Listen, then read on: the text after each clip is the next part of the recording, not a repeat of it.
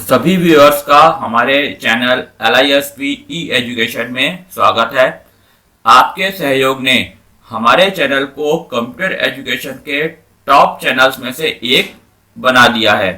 साथ ही अब हमारे चैनल्स के वीडियो इंडिया में ही नहीं बल्कि यूके में भी देखे जा रहे हैं। इसके लिए आप सभी का बहुत बहुत धन्यवाद। हमारे इस चैनल में आप कंप्यूटर के लगभग सभी फील्ड्स से रिलेटेड ट्यूटोरियल्स को देखेंगे। हमारे यहाँ रेगुलर और ऑनलाइन क्लासेस भी उपलब्ध है, जिसके लिए दिए गए नंबर पर व्हाट्सएप करें या मेल करें और इसी सहयोग के साथ चैनल को शेयर और सब्सक्राइब करते रहिए। तो आइए शुरू करते हैं आज की क्लास। कल हमने रिलेटिव और एब्सोल्यूट एड्रेसिंग को समझा था। आज हम मिक्स एड्रेसिंग को समझते हैं, लेकिन इससे पहले हमने पहले एक्सरसाइज दी थी उसको सॉल्व कर लेते हैं। जैसे कि पिछली बार जो हमारी एक्सरसाइज थी वो ये थी कि यहाँ पे आपको इशू डेट दी हुई है, रिटर्न डेट ये कहा गया था कि जो भी इशू डेट है उसके 7 दिन बाद की अपने आप आ जाए, और रिटर्न ऑन में जिस डेट में वो स्टूडेंट बुक वापस कर रहा है वो डेट यहाँ पे आएगी, और इसके बाद हमें लेट और अमाउंट कैलकुलेट करना है इन कंडीशंस को यूज करते हुए। तो सबसे पहले तो मैं यहाँ पे वो दे देता हूँ डेट। जैसे कि आपको पता है कि हम डेट फंक्शन को यूज करते हुए देते हैं। जैसे कि मैंने इसकी एक डेट दी कि उसने किस डेट में बुक इशू कराई। मान ली मैंने यहाँ पे दे दी कि उसने इस डेट में बुक इशू कराई, एक ये डेट दे दी, और एक मैंने ये डेट यहाँ पे और दे दी कि इस डेट में उसने बुक इशू करवाई। तो इसके बाद बाकी सारी डेट मैंने दी हुई है जिससे कि हमारा टाइम ज़्यादा ना लगे। इसी तरीके से मैं यहाँ पे भी ये दोनों डेट दे देता हूँ कि मान लो कि वो इस डेट में बुक को वापस कर रहा है। जैसे कि यहाँ पे उसने बुक वापस करी है इस डेट में, और यहाँ पे उसने बुक वापस कर रहा है मान ली। फिर मैं डेट फंक्शन यूज करता हूँ। पहले इसमें आता, आपको पता है कि पहले आता है ईयर, फिर आता है मंथ, और फिर हम इसमें डे देते हैं। मैंने ये दे दिया, ठीक है। तो ये हमने इशू डेट दे दी और यहाँ पे हमने रिटर्न डेट टाइप कर दी। अब पहली चीज है कि मुझे यहाँ पे निकालनी है रिटर्न डेट।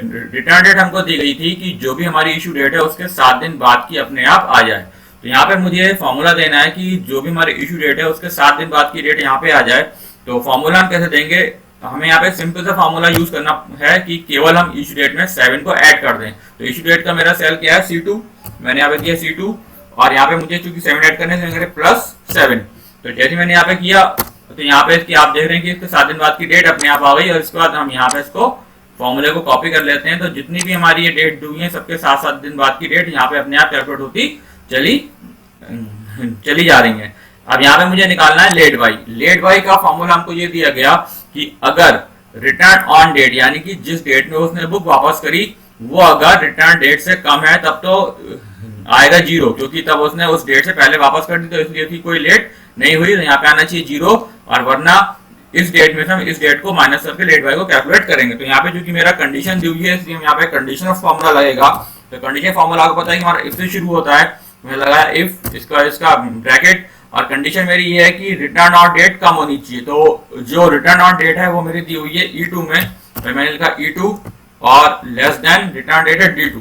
तो अगर हमारी E2 जो है वो D2 से लेस है तो मेरा क्या आना चाहिए यहाँ पे 0, तो मैंने दिया 0, और वरना मुझे इन दोनों को माइनस करना है, यानी कि E2 माइनस D2।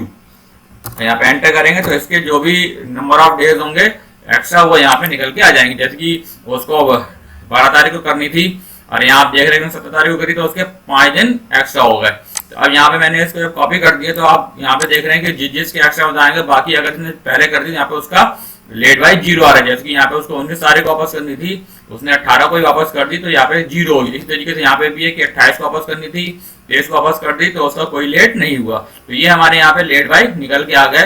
और इसका मुझे निकालना है अमाउंट। अमाउंट का फॉर्मूला सिंपल है, जैसा कि हम अब तक करते चले आ रहे हैं कि है 8 रुपए पर डे, यानी कि यहाँ पे फिर हम देंगे यहाँ पे इक्वल, और यहाँ पे फिर मुझे जो भी देना है इसके बाद हम यहाँ पे कर देंगे लेट बाई का फॉर्मूला मेरा F2 और इंटू 8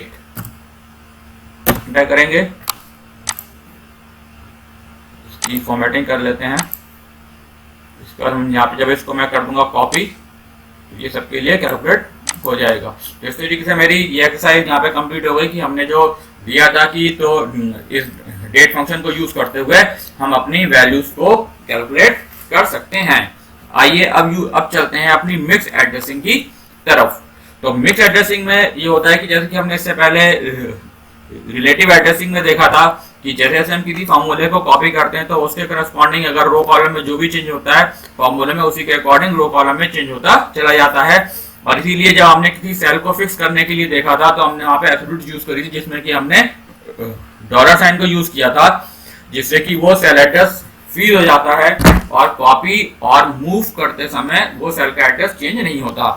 तो जो मिक्स एड्रेसिंग है यहाँ पे रो या कॉलम में से कोई एक चीज फ्रीज होती है। जैसे कि अगर रो फ्रीज है तो मेरा कॉलम फ्रीज नहीं होगा और कॉलम फ्रीज है तो रो फ्रीज नहीं होगी। कहने का मतलब है कि अगर आपकी रो फ्रीज है कॉलम फ्रीज नहीं है तो जब आप फॉर्मूले को कॉपी करेंगे तो कॉलम तो अकॉर्डिंगली चेंज होता चला जाएगा लेकिन रो चेंज नहीं होगी। इस तरीके से अगर कॉलम फ्रीज है और रो फ्रीज नहीं है तो जब आप फॉर्मूले को कॉपी या मूव करेंगे तो आपकी रो चेंज नहीं होगी लेकिन कॉलम चेंज होते चले जाएंगे। यानी कि जो भी चीज फ्रीज होगी वो चेंज नहीं होगी और जो फ्रीज नहीं होगा वो चेंज होता चला जाएगा। जैसे कि मान लीजिए मुझे ये एक्सरसाइज दी गई है, यहाँ पे हम इससे पहले एक एक्सरसाइज कर चुके थे इस तरह की कि यहाँ पे कस्टमर नाम दिया है, यहाँ पे टोटल डेज दिया और मैंने अमाउंट निकाला था। अब यहाँ पे हमें अमाउंट और डिस्काउंट दोनों निकालने हैं और अमाउंट हमको इस तरह से निकालना है कि उसका रेंट पर डे 800 और डिस्काउंट कैलकुलेट करना है 10%। तो जैसे कि मैंने पहले यहाँ पे निकाला था कि अगर हम एब्सोल्यूट एड्रेसिंग को यूज करके देते हैं अमाउंट तो हमारा क्या आ जाएगा कि टोटल डेज का मेरा सेल है B6 और यहाँ पे मैंने किया था इनटू जो भी उसका रेंट पर डे है मेरा A4 में। तो चूंकि हमें इस सेल एड्रेस को फ्रीज करना था इसलिए हमने यहाँ पे डॉलर के साथ यूज किया था $A और $4 यहाँ मैंने दे दिया और एंटर किया तो इसका मेरा ये अमाउंट निकल के आ गया। तो जब हम यहाँ पे इसको कॉपी कर लेते हैं तो आप देख रहे हैं कि सबके अमाउंट कैलकुलेट होके यहाँ पे आ जाते हैं। तो जिसके जितने भी है उसके अकॉर्डिंग सबके अमाउंट यहाँ पे कैलकुलेट होके आ रहे हैं। ठीक से बिल्कुल एकदम जैसे कि हमने पहले भी किया था। लेकिन अब अगर मैं इस सेल को डिस्काउंट निकालने के लिए कॉपी करता हूं इस कॉलम पे, जैसे कि मैंने अब यहाँ पे रखा और मैंने अब इसको इसे ड्रैग किया कॉलम निकालने के लिए, तो आप देखेंगे कि यहाँ पे क्या आ रहा है कि यहाँ पे अब आपका डिस्काउंट बहुत अजीब सा आ रहा है, इतना सारा आ रहा है। तो अगर आप यहाँ पे फॉर्मूला देखें तो मेरा फॉर्मूला क्या हो गया यहाँ पे, अब ये हो गया C6 इंटू $A4 यानी कि C6 तो ये हो गया अमाउंट और ये आपका है A4 क्योंकि यहाँ पे हमने फिक्स कर रखे हैं दोनों को। तो यहाँ पे उसने इसको इसी से ही मल्टीप्लाई किया, जबकि हमारा होना ये चाहिए कि जब आप हम इससे इस कॉलम पे आते हैं तो अमाउंट हमारा कितना निकालना चाहिए, इसका 10% यानी कि A का B हो जाए। तो कहने का मतलब है कि यहाँ पे जो हमने फॉर्मूला दिया था A4, यहाँ पे हमारा जब हम यहाँ से यहाँ पे आएंगे तो मेरा A फिक्स नहीं होना चाहिए बल्कि A की जगह हमारा B वाला कॉलम होना चाहिए। तो यहाँ पे अब हमारा पर्पस ये है कि जब हम यहाँ से फॉर्मूले को यहाँ पे कॉपी करें तो मेरा A की जगह B हो जाएगा क्योंकि तभी वो इस अमाउंट का 10% निकालेगा। कि यहाँ पे हमारा B है, आप देख रहे हैं कि जब यहाँ से इधर शिफ्ट होते हैं जो चूंकि यहाँ से यहाँ तक आने में मेरा एक कॉलम चेंज हो रहा है तो फॉर्मूले में भी हर जगह वो कॉलम का चेंज करेगा। यहाँ पे B और यहाँ पे आप देख रहे हो गया C क्योंकि B का C हो जाएगा कि जब हम यहाँ से यहाँ तक आए तो हमारा एक कॉलम चेंज हुआ तो रूल के अकॉर्डिंग फॉर्मूले में कॉलम का चेंज हो जाएगा। लेकिन चूंकि ये फिक्स था हमने यहाँ पे इसे आगे लगा रखा था डॉलर साइन, इसलिए ये चेंज नहीं हुआ। तो इसको चेंज करने के लिए हम यहाँ पे क्या करेंगे कि इस A के आगे से डॉलर को रिमूव कर देंगे। तो जब मैंने यहाँ से डॉलर को हटा दिया इसका मतलब है कि अब केवल बस रो फ्रीज रह गई, कॉलम मेरा फ्रीज नहीं रह गया। तो अब जब हम इसको कॉपी करेंगे तो रो चेंज नहीं होगी क्योंकि रो फ्रीज है लेकिन कॉलम हमारा चेंज हो सकता है। तो अब जैसे कि अब देखता हूं मैं कि इसको मैं कॉपी करता हूं यहाँ पे, तो जैसे हम यहाँ पे कॉपी करेंगे अब देख रहे हो कि अब आप यहाँ पे इसका 10% निकल के आ गया। और अब आप इस फॉर्मूले को अगर यहाँ पे भी कॉपी कर देते हैं सीधे यहाँ से और इसको यहाँ पे नीचे कर देंगे ड्रैग, तो ये सबकी वैल्यू कैलकुलेट होके आप यहाँ पे देख रहे हैं कि आगे सबका 10% कैलकुलेट होके यहाँ पे आ गया। तो अब आप देखते हैं कि यहाँ पे जब हम यहाँ से फॉर्मूला हमने दिया, ये हमारा सोर्स है और यहाँ पे हमने इसको कॉपी किया तो आप देख रहे हैं कि यहाँ पे B है, यहाँ पे आपका C हो गया क्योंकि एक कॉलम चेंज हो गया और इसी तरीके से यहाँ पे A था तो यहाँ पे ये B हो गया। तो इस तरीके से हमारा ये हो गई हम कहलाती हमारी मिक्स एड्रेसिंग, जहाँ पे कि हमने रो या कॉलम में से केवल एक ही चीज को फिक्स करते हैं या फ्रीज करते हैं, दूसरा हमारा फ्रीज नहीं रहता। आइए इसको एक एक्सरसाइज से और समझते हैं। जैसे कि हमारी एक ये एक्सरसाइज दी हुई है, यहाँ पे किसी स्टूडेंट का डाटा दिया हुआ है कि वो किस मोड से पढ़ाई कर रहा है, रेगुलर है या ऑनलाइन है, और उसने कुल मिला के कितने घंटे की अभी तक क्लास ली है वो यहाँ पे दिया हुआ है। यहाँ पे मुझे निकालनी है उसकी फीस। फीस उसकी ये है कि अगर कोई स्टूडेंट रेगुलर मोड में पढ़ता है तो उसकी 800 रुपये पर आवर है, और अगर ऑनलाइन पढ़ता है 700 रुपये पर आवर है, और उसका डिस्काउंट ये दिया हुआ है कि रेगुलर के लिए 10% है और ऑनलाइन के लिए 20% डिस्काउंट है। तो यहाँ पे मुझे फीस निकालनी है, तो फीस के लिए फिर हम यहाँ पे फॉर्मूला देते हैं। अब क्योंकि यहाँ पे कंडीशनल फीस है तो यहाँ पे फिर से हम इफ को यूज करेंगे।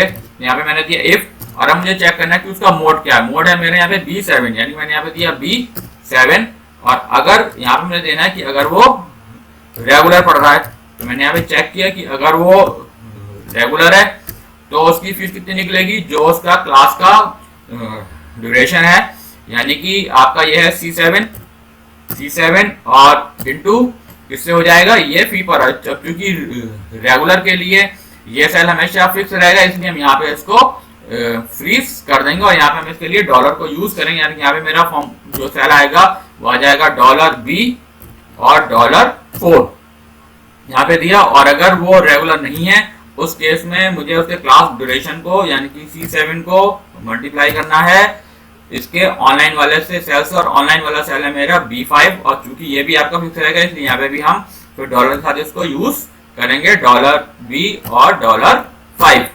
तो यहाँ पे मैंने इसके लिए निकाला, ब्रैकेट बंद किया, और एंटर से ये मेरी इसकी फीस आ गई। तो यानी कि आप देख रहे हैं कि यहाँ पे जब वो रेगुलर है तो उसके 10 आवर्स ड्यूरेशन था, 800 मल्टीप्लाई होकर इतना आ गया। इसको मैं यहाँ पे कॉपी कर देता हूँ, तो ये सबके लिए कैलकुलेट होके आ गया। जिसका भी ये अगर ऑनलाइन है तो इसकी 700 रुपए के हिसाब से 3500 निकल के आ रही है, ये मेरी उसकी फीस निकल के आ गई। अब मुझे निकालना है डिस्काउंट। डिस्काउंट भी वही है कि जो भी उसकी फीस है अगर वो रेगुलर कर रहा है तो 10% डिस्काउंट निकलेगा, और नहीं तो उसका ऑनलाइन है तो 20% डिस्काउंट निकलेगा। तो अगर पहले की तरह इसी फॉर्मूले को अब यहाँ पर भी कॉपी करूँ तो यहाँ पे भी आप देख रहे हैं कि यहाँ पे फिर डिस्काउंट हॉटपॉट सा हो गया, बड़ा अजीब सा आ रहा है। क्यों? क्योंकि हम देखेंगे यहाँ पे, अब आप देखिए कि यहाँ से जब हम यहाँ पे इस सेल पे आए तो यहाँ से मेरी यहाँ तक आने में केवल एक कॉलम चेंज हुआ, रो चेंज नहीं हुई। तो फॉर्मूला में वो कॉलम का चेंज कर देगा। अब क्योंकि यहाँ आप फॉर्मूला देख रहे हैं क्या है, B7 ये है C7, तो यहाँ पे अब आप जब आएंगे तो देखिए B का हो गया C और C का हो गया D। तो B का C7 का मतलब अब वो किसको चेक कर रहा है, अब वो ये चेक कर रहा है कि C7 वाला सेल कौन सा है, ये वाला है। यानी कि इस केस में अब वो बजाय मोड को चेक करने के यहाँ पे वो इस सेल को चेक करने लगा कि उसका जो क्लास का ड्यूरेशन है वो रेगुलर है कि नहीं। तो यहाँ पे हमारा चूंकि फॉर्मूला हो गया गलत, इसीलिए वो रिजल्ट भी गलत दिखा रहा है। और इसीलिए अब मुझे यहाँ पे हमें क्या करना है कि यहाँ पे हम ये चाहते हैं कि मोड तो हमेशा वो यही चेक करे, चाहे वो यहाँ पे फीस में चेक करना हो चाहे कॉलम में चेक करना हो, मोड का कॉलम जो है वो चेंज नहीं होगा। इसलिए मुझे मोड वाले कॉलम को फिक्स रखना पड़ेगा। तो इसके लिए अब फॉर्मूला में फिर से चेंज करेंगे, और फॉर्मूले में मैं B की आगे मैं लगा दूंगा यहाँ पे $। तो जब मैंने इसके आगे लगाया $, तो अब ये वाला जो कॉलम है ये हो जाएगा फ्रीज।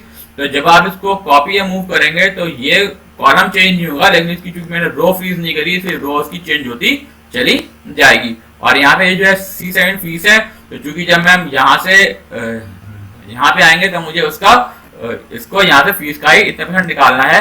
तो अब मैंने यहाँ पे एंटर किया, और अब अगर हम इसकी कॉपी करते हैं यहाँ पे तो अब आप देखेंगे, तो अब यहाँ पे देखते हैं फॉर्मूला कि यहाँ पे हमारा फॉर्मूला क्या हो गया। अब देखिए यहाँ पे था B7 और यहाँ पे भी मेरा B7 रहा, ये ठीक है। और यहाँ पे था आपका C7 और यहाँ पे हो गया मेरा 7। अब यहाँ पे दूसरी चीज क्या हो रही है कि अब यहाँ पे जो वो कैलकुलेट कर रहा है हमेशा B4 से ही कर रहा है, क्योंकि ये है B4। यहाँ पे हमको ये भी चाहिए कि जब हमारा सेल यहाँ से यहाँ पे कॉपी हो तो ये भी यहाँ से डिस्काउंट वाले सेल को ले ले। यानी कि यहाँ पे भी मुझे B को फिक्स नहीं करना है, बल्कि हम चाहते हैं कि ये कॉलम भी हमारा चेंज हो जाए। तो मैंने यहाँ से इसको हम यहाँ से डॉलर को रिमूव कर देंगे। और अब आप यहाँ पे देखेंगे, अब जब हम दोबारा से इस फॉर्मूले को कॉपी करेंगे तो अब देखते हैं कि हमारा देखिए रिजल्ट सही आ गया। तो अब यहाँ पे इसी के अकॉर्डिंगली रो कॉलम में चेंज होगी। और अब जब मैं इसको दोबारा से यहाँ पे कॉपी कर देता हूँ तो सबके लिए फॉर्मूला कॉपी हो जाएगा। तो आप यहाँ पे देख रहे हैं कि जब यहाँ पे मेरा फॉर्मूला क्या था कि $B, क्योंकि मैंने यहाँ पे कॉलम फिक्स किया, इसलिए जब हमने इसको यहाँ से यहाँ पे चेंज किया तो चूंकि कॉलम चेंज हुआ, लेकिन चूंकि यहाँ पे मेरा B7 वाला कॉलम फिक्स है इसलिए कॉलम यहाँ पे चेंज नहीं हुआ। इसी तरीके से यहाँ पे आपका था C7 यानी कि क्लास ड्यूरेशन, तो चूंकि जब हमको यहाँ फीस कैलकुलेट करनी थी तो यहाँ पे मुझे क्लास को इससे मल्टीप्लाई करना था, इसीलिए यहाँ पे C7 था। लेकिन अब चूंकि डिस्काउंट निकालेंगे तो मुझे इस फीस का निकालना है, तो इसीलिए मैंने इस फॉर्मूले को फिक्स नहीं रखा। इसीलिए जब यहाँ पे हम आते हैं तो ये देखिए C का यहाँ पे D हो गया। इसी तरीके से यहाँ पे हमारा ये वाला सेल है फीस का, जो कि मुझे जब हम यहाँ पे थे तो मुझे इसको इससे मल्टीप्लाई करना था, इसलिए यहाँ पे मेरा था B4। लेकिन अब जब हम यहाँ से यहाँ पे आएंगे तो हम ये चाहते हैं कि फीस को इससे मल्टीप्लाई करें, इसलिए यहाँ पे भी हमने इस वाले कॉलम को फिक्स नहीं किया, बल्कि कॉलम के आगे से मैंने डॉलर को रिमूव कर रखा है, जिससे कि यहाँ से जब आप आ जाए तो वो इसकी जगह B का C कर देता है, यानी कि वो फीस का 10% निकालेगा। तो इस तरीके से ये हमारी कराती है एब्सोल्यूट एड्रेसिंग। यहाँ पे मैंने कॉलम फिक्स किया, रो फिक्स नहीं है। यहाँ पे मेरा रो फिक्स है, कॉलम फिक्स नहीं है, यानी कि दोनों में से जब हम कोई एक चीज को फिक्स रखते हैं, दूसरी चीज को फ्री कर देते हैं, तो वो हमारी मिक्स एड्रेसिंग कहलाती है। और इस तरीके की एड्रेसिंग को यूज करके हम अपने किसी तरह के फॉर्मूले को यूज कर लेते हैं। तो यह तो हो गई आपकी तीनों तरह की एड्रेसिंग। इस तरह की एड्रेसिंग को यूज करते हुए आप एक्सेल में लगभग हर तरह के फॉर्मूले को यूज कर सकते हैं, कैलकुलेट कर सकते हैं, और हर तरह की सिचुएशन में आप अपने फॉर्मूला लगा सकते हैं। तो ये जो एड्रेसिंग है ये बहुत इंपॉर्टेंट रोल प्ले करती है एक्सरसाइज के फॉर्मूले को बिल्डअप करने पे, और हम आशा करते हैं कि आपको यह ट्यूटोरियल काफी हेल्पफुल रहा होगा। अब आप इसको यूज करते हुए एक्सेल के लगभग हर तरह के कॉम्प्लिकेटेड फॉर्मूले भी लगा पाएंगे। तो इसके बाद चलते हैं आपकी आज की एक्सरसाइज की तरफ। इसी एक्सरसाइज को हम थोड़ा सा और मॉडिफाई कर रहे हैं कि यहाँ पे अब आपको ये दिया हुआ है कि कस्टमर के नाम, उनके रूम टाइप दिए हुए हैं, टोटल डेज दिया हुआ है, यहाँ पे आपको अमाउंट और डिस्काउंट निकालना है, जिसके हमने पहले अभी निकाला था। ठीक इसी तरीके से आपको अमाउंट का एक फॉर्मूला देना है, और उसी फॉर्मूले को जब मुझे कॉपी करना है पूरे अमाउंट के लिए और डिस्काउंट के लिए, तो सबके अमाउंट और डिस्काउंट निकल के आ जाए। याद रखना है कि फॉर्मूला हमें बस केवल इस सेल पर ही देना है, यानी कि D9 सेल पर ही एक ही फॉर्मूला देना है, और उस फॉर्मूले को ही मुझे कॉपी करना है अमाउंट और डिस्काउंट दोनों का निकालने के लिए। और कंडीशन ये है कि अगर उसका रूम टाइप AC है, नॉन AC है, डीलक्स है, ऑर्डिनरी है, तो उसका रेंट पर डे ये होगा, और उस पर इतने इतने % डिस्काउंट निकलेगा। तो इस तरीके से ये हमारी इसको जब आप करेंगे तो आपको काफी हद तक अपनी सारी एड्रेसिंग को समझ में आ जाएगी। कल फिर से एक्सेल के एक नए इंटरेस्टिंग फीचर के साथ मिलेंगे। तो आप सभी लोग इसी तरीके से हमारे चैनल को शेयर करते रहिए, लाइक करते रहिए और सब्सक्राइब करिए। Thank you.